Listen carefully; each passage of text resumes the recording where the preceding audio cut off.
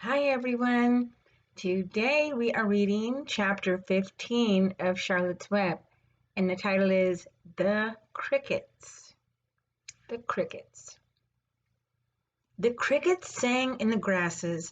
They sang the song of summer's ending, a sad, monotonous song. Summer is over and gone, they sang. Over and gone, over and gone. Summer is dying, dying. The crickets felt it was their duty to warn everybody that summertime cannot last forever, even on the most beautiful days in the whole year. The days when summer is changing into fall, the crickets spread the rumor of sadness and change. Everybody heard the song of the crickets. Avery and Fern Arable heard it as they walked the dusty road. They knew that school would soon begin again. The young geese heard it and knew that they would never be little goslings again. Charlotte heard it and knew that she hadn't much time left. Mrs. Zuckerman, at work in the kitchen, heard the crickets, and a sadness came over her too. Another summer gone, she sighed. Lurvy, at work building a crate for Wilbur, heard the song and knew it was time to dig potatoes. Summer is over and gone, repeated the crickets. How many nights till frost? Sang the crickets. Goodbye, summer, goodbye, goodbye. The sheep heard the crickets and they felt so uneasy. They broke a hole in the pasture fence and wandered up into the field across the road. The gander discovered the hole and led his family through, and they walked to the orchard and ate the apples that were lying on the ground. A little maple tree in the swamp heard the cricket song and turned bright red with anxiety. Wilbur was now the center of attraction on the farm. Good food and regular hours were showing results. Wilbur was a pig any man would be proud of. One day more than 100 people came to stand at his yard and admire him. Charlotte had written the word radiant, and Wilbur really looked radiant as he stood in the golden sunlight. Ever since the spider had befriended him, he had done his best to live up to his reputation. When Charlotte's Web said some pig, Wilbur had tried hard to look like some pig. When Charlotte's Web said terrific, Wilbur had tried to look terrific. And now that the web was radiant, he did everything possible to make himself glow. It isn't easy to look radiant, but Wilbur threw himself into it with a will.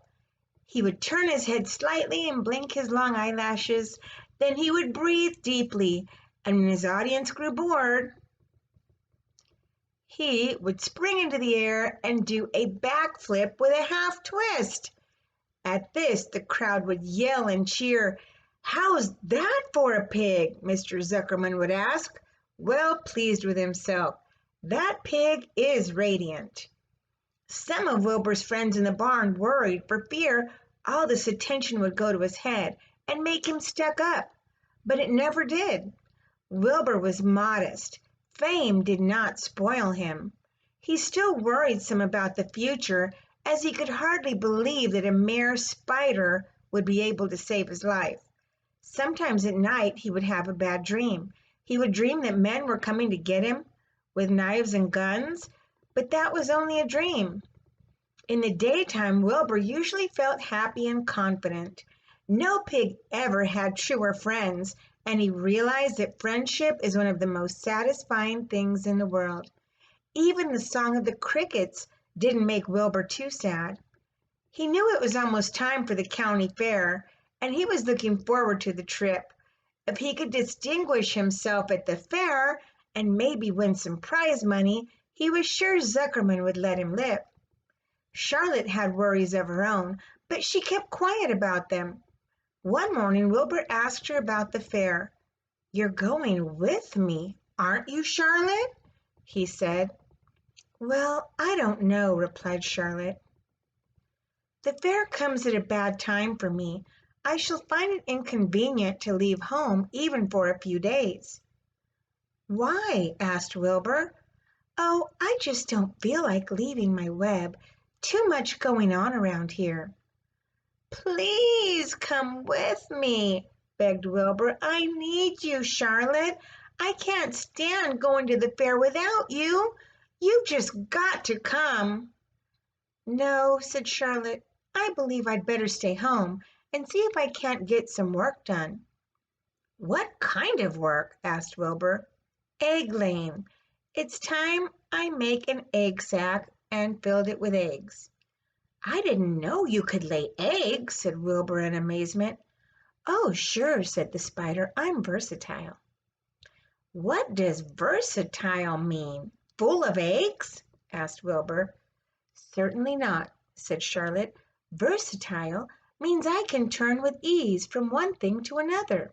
It means I don't have to limit my activities to spinning and trapping and stunts like that." "Why don't you come with me to the fairgrounds and lay your eggs there?" pleaded Wilbur. "It would be wonderful fun." Charlotte gave her web a twitch and moodily watched it sway. "I'm afraid not," she said. "You don't know the first thing about egg laying, Wilbur. I can't arrange my family duties to suit the management of the county fair. When I get ready to lay eggs, I have to lay eggs, fair or no fair. However, I don't want you to worry about it. You might lose weight. We'll leave it this way. I'll come to the fair if I possibly can."